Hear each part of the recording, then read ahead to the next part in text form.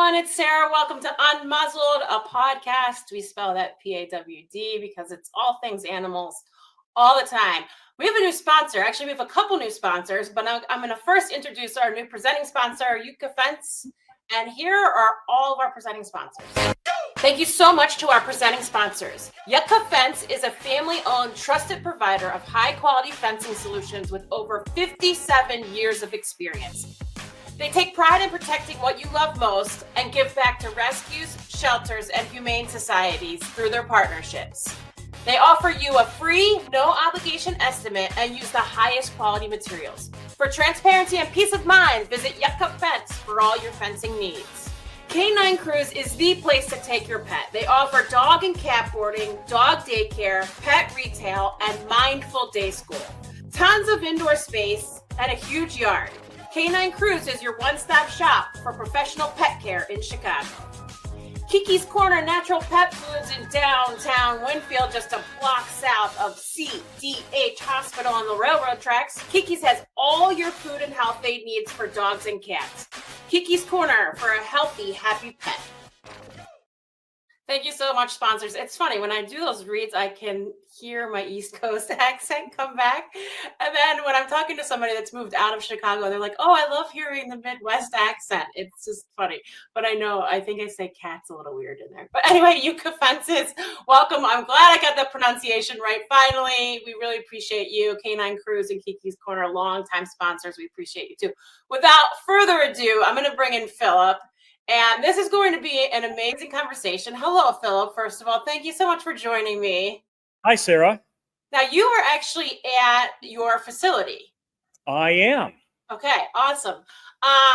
First of all, I know that my listeners, and if you're watching this on video, you may be thinking, this is not for me. And I will tell you, like, when I first heard about it, which I'm thinking Philip was like 3 years ago. My friend kept going on and on about it. And I was just like, I don't know. But after doing the research for this podcast, I will tell everybody that you at least need to listen to this and you need to go onto the website. And what is amazing is he is right here in my neighborhood. So this is all so close by. And Philip and I now are going to become friends because we've got a lot of bigger things in the works as well. So Philip, welcome. So Cremation by Water, can we kind of start with how this started? Like, why did you start to do this? Great question. All right. So about 32-ish years ago, there was a need, and it really started on the medical side for humans where they wanted to go and take organic material. Think about surgery, right? When we have surgery, maybe we have to have our intestines cut, right? This could be for a pet, this could be for a human. But initially the concept was, from a human perspective, what do you do with this medical waste? Instead of incinerating it, what if they can go ahead and convert this into something that was a sterile fluid? And that's where alkaline hydrolysis came into place. Now, is this brand new? Alkaline hydrolysis has been around since like the late 1800s. However, using temperature, stainless steel, warm water, and hours allowed them to go ahead and break down organic material and convert it into a sterile gray water, which is how we got to where we are today. And as far as I go, after knowing that I wasn't really getting back just my pet's remains from a flame cremation, I felt in noticing a vast disparity in the quantities I got back based off the size of my pets. I was really concerned, and I was looking for something that was more just my pets. And I stumbled across alkaline hydrolysis, which I had heard about, read the first white paper for back in about 34 years ago. So it kind of blows my mind that it was available. And then I was thinking about my own mortality, and I wanted to know that there were other options versus flame and or burial, and a water cremation that was eco-friendly is what triggered my attention. And I wanted to change the world by doing it. I mean, wow, what a statement, changing the world. And I mean, you are, it's incredible.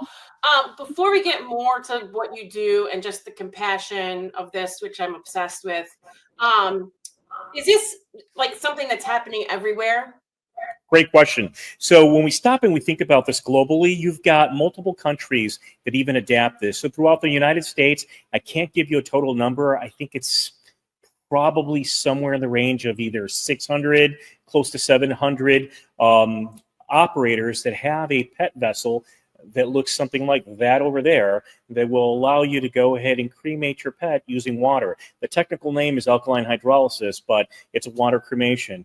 Now, although every state can go ahead and do this because the regulation is such that it's not as scrutinized as it is, for example, for a human vessel, it really boils down to an operator. Do they have it? Do they not? Or were they willing to go ahead and have the infrastructure, get it set up, and get the legislation approved so they can use something like this? But yes, multiple states can go ahead and do this. I know there's several states that they don't have it. However, it is legalized and approved to go and operate for pets. Yeah, and what I love about, reading your website is just, the compassion that goes with this, because anybody that has had a pet knows, like, this is one of the worst times in your life is, having to face, losing your pet. But then also, it took me 5 months to go get my dog's paw print and ashes back. Like, it's just a thing, so for you, you obviously know the science behind it, but you also have to deal with what comes with the end of life of a pet, which is a lot of emotion. So can you take me into that as well? Because I saw you have, a grief counseling on your website, which I think the fact that you think of that part of it is so important. Yeah, you know what? So we'll start off with really my go-to statement. How we leave matters, right? Whether we're a pet, we're a human, all this is incredibly important. I know family members that have grieved harder over a pet than they have over a human loved one, right? Let me repeat that. Grieved over their pet more. That unconditional love says a lot about people and the joy that we get from our pets. And so when a family calls us, and we'll start with that because typically it's a telephone conversation, it typically starts off with, what is a water cremation? Can you explain it to us? And can you tell me the difference between my options with burial and or maybe even going the flame route? And once families better understand how this works, it becomes an instant no-brainer for them. Some people need to see it, which is why anytime we chat with a family, the first thing we do is we send them a video where we are in here and we're explaining how the process works. And what that does is it brings a comfort level for the family members. Also, the next question is, I still don't get it. What does it look like on the inside? So we show them a picture with stuffed animals on the inside, and we showcase how we can contain something as small as anything smaller than a guinea pig and our ferret goes into a specialized container. We've cremated 94 goldfish last year and 1 jumping spider because I could not say no to this 10-year-old girl. So shout out to her because she found me on her jumping spider Facebook group, which was kind of amazing. So we have the ability to maintain that integrity of getting back just your pet's remains, and we don't have to worry about having just one pet in the vessel. We could have several, and because all you get back is, or what's left behind is 100% of that most beautiful bone structure. That's why family members can only get back their pet's remains with this process.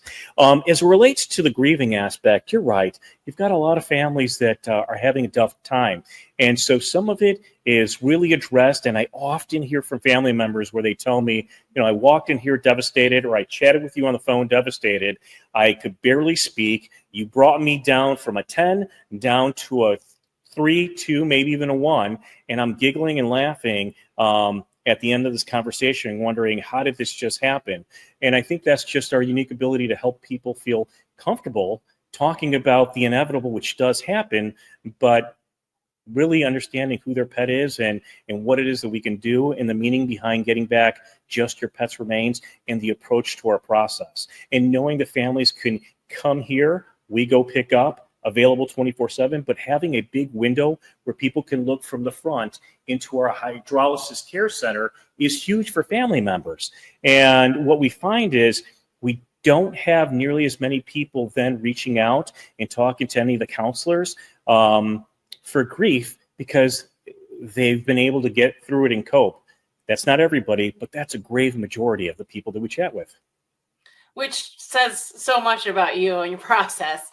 But I do think that transparency of, going on the website, you get to see, comparisons of how much you get back for an animal that has been into the fire. Yeah, and your process. I mean, it's incredible, the comparison. So I'm going to be remiss if I don't ask this. Is there a big cost comparison? Because I know that's going to be one of the first things that people ask. That's a brilliant question, and I get that a lot from people because when they hear about our process it happens more often than you can imagine. They're like, wait, how much is this going to cost me, right? And they are absolutely dumbfounded to find out that it's either at parity and or less. Now, that's not everywhere, right? Because I chat often. I have a bunch of think tanks that I host and run. And when I chat with different people around the country, they may have different price points. My whole goal is to make sure that family members know that they're getting back just their pet's remains and feel better about this. And I don't want cost to be a barrier. So if all things are equal, right? Why wouldn't somebody go with something that's environmentally friendly versus not, right? Putting emission in pounds of CO2 into the air. So let me give you a quick example. If we had a cat, right? Yorkie, a Shih Tzu, the cost for us to go ahead and do an individual isolated compartment cremation is $180. And that includes a clay paw print as well as a bamboo cylinder urn because we just believe in doing things that are sustainable. Yeah, those bamboo, I said to myself, those are beautiful. They're gorgeous. It's a great keepsake. So for you, I talk about this on every podcast because usually the people that I'm interviewing have really tough jobs. Compassion fatigue, do you run into that? How do you take care of yourself? How do you get away? Because I think that you probably have a lot on your shoulders every day. You know what? That's interesting. And that's another question that we often get for people, and it's really in the form of a statement. And the statement is, I don't know how you do this. I'm so grateful that you guys are here, and the entire team is equally as passionate and caring about what we do. I think it boils down to knowing that we are helping people in a tough spot because we've been there feel better about that very difficult situation. And if they can walk away feeling just a little bit better, we've achieved everything we want to do for a family. And in the purity behind our process is, I think, what makes this really easy for it to happen. Otherwise, I'm not entirely sure that people would necessarily connect with this process. I think it's because they understand the value. And regardless of the fact that for years, scientists have said we need to pay more attention to the environment, right? We need to pay attention to sustainability. Now it's all kind of piecing together. And let's face it, some of us are slower to get to where we need to be, but for most of us, we don't know about it. And the moment we know about it, it's tough to ever go back, because why would we think about doing something that's not necessarily as good for the environment versus doing something that you can do? So it's our way of contributing, or at least that's what our families tell us. Yeah. And this is so interesting because I interviewed an author and a photographer who goes around to different countries and really studies like pet history and how animals are buried and how they were buried, 100 years ago as compared to now. And it is so interesting because, when I was growing up, we would bury our pets in the backyard. That's just what we did. I grew up in Pennsylvania. It was farm country. Like, it's just what we did. And now, living here where I feel like people would be mortified by that. But I know that some people that have lost their pets to cancer have done that because they want their animal right there. So that part is very interesting to me. And I think, for you, is there like one thing, like maybe one sentence you can say to somebody that was like me and I'm not anymore, I'm totally changed, but like, how people get stuck in like, this is the way we've always done it. Why would we change now? Like, why would I do this instead of that? And you just told us about the science of it, but like, if you had to tell me like in one sentence, what would you say? Wow, one sentence as far as the difference. I guess it would boil down to this. And here's a great example I typically like to use with families. You can go ahead and there's, if you're capable of bearing, do it. And if it makes sense to you, it's eco-friendly, go for it. But your regulation where you live may not require it because you're within 200 feet of a water source.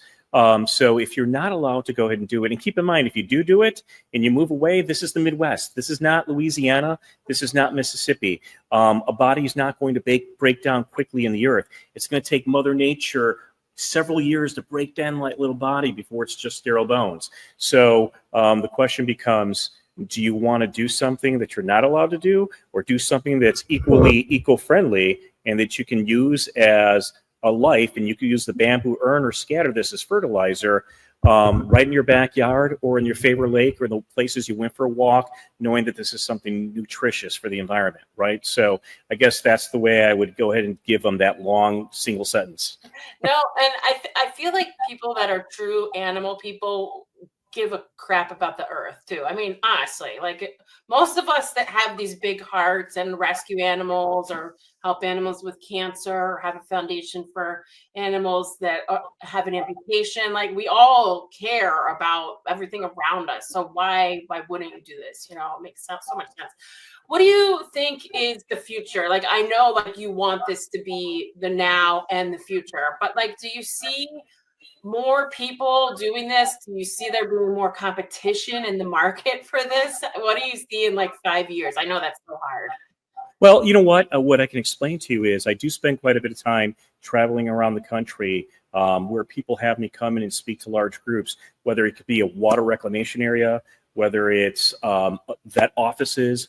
It could also even be the National Funeral Directors Association. They'll pull me in to go and have these conversations. How do we go ahead and appreciate the value behind this, and secondly, socialize this with family members. But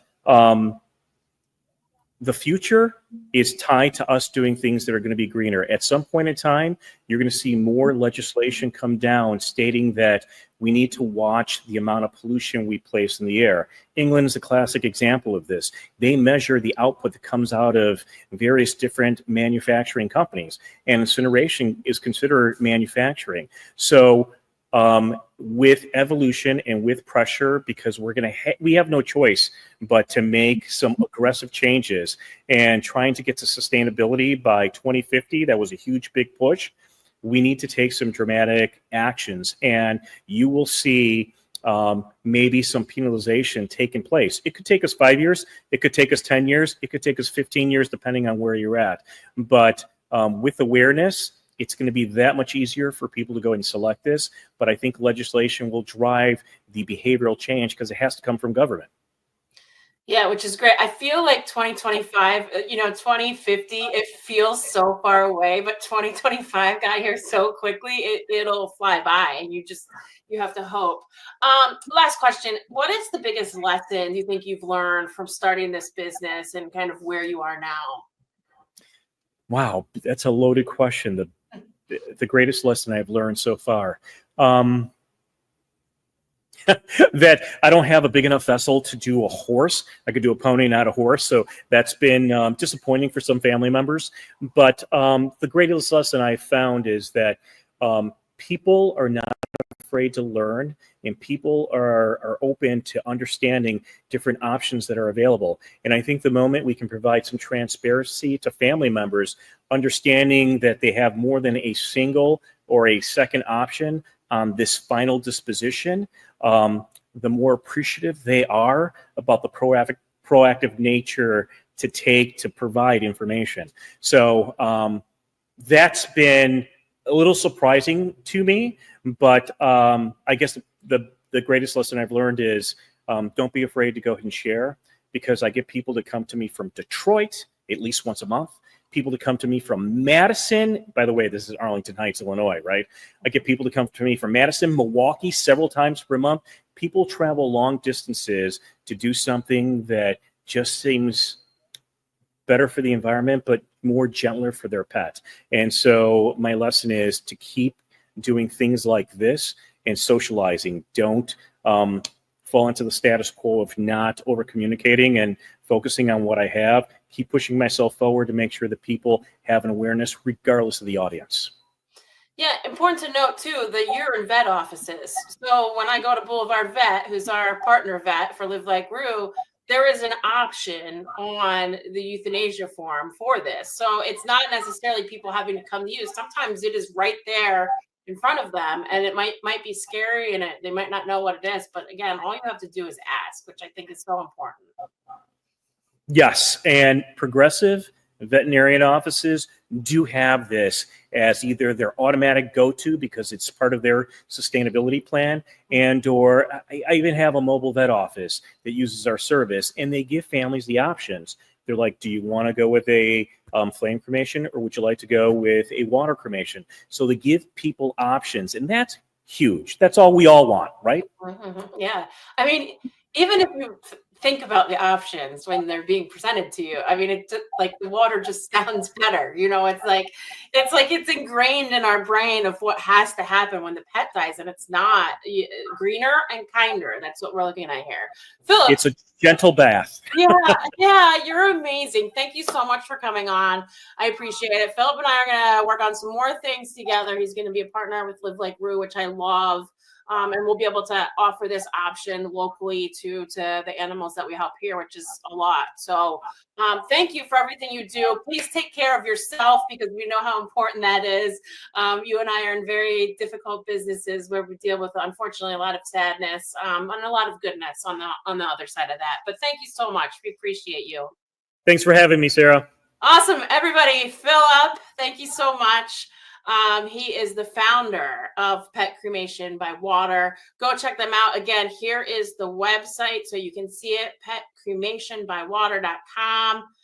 And supporting sponsors. I have new supporting sponsors. Let's see them. Thank you so much to our supporting sponsors. On the corner of Montrose and Troy in Chicago's Irving Park neighborhood, you'll find a hidden gem known as Templestowe Pub. They have a great selection of local draft beers, and the Malort is always flowing. Oh boy. Join us for charity bingo nights or tap takeovers with local breweries. Don't want to leave your dog at home? Bring them with you. Whether you're throwing darts or playing a banger on the jukebox, you're guaranteed to have an awesome time. Head on over to 3135 West Montrose and look for the old style sign. The Canine PT is Chicago's highest rated dog physical therapy clinic, and they're dedicated to enhancing the lives of your four-legged companions as they age or while recovering from an injury. There is no better gift than pain relief and extended mobility for your furry friends. They also offer a discount for rescue dogs. For more information, visit thecaninepT.com. Intuitive animal behavior dog training, positive reinforcement, force-free and fear-free training solutions for every single dog. Jenna offers individual training, behavioral boarding, shelter support, and positive reinforcement board and train services. Creating an environment that is happy and healthy for your pets is so important. For more information, go to her website, intuitiveanimalbehavior.com. New sponsors, thank you so much, Templestowe and Intuitive Behavior. Really great small businesses supporting small businesses. There's nothing better than that. I appreciate you so much. And the Canine PT, who's been here for a while. Appreciate you guys so much. Thank you for listening. Thank you for watching. Have a great night.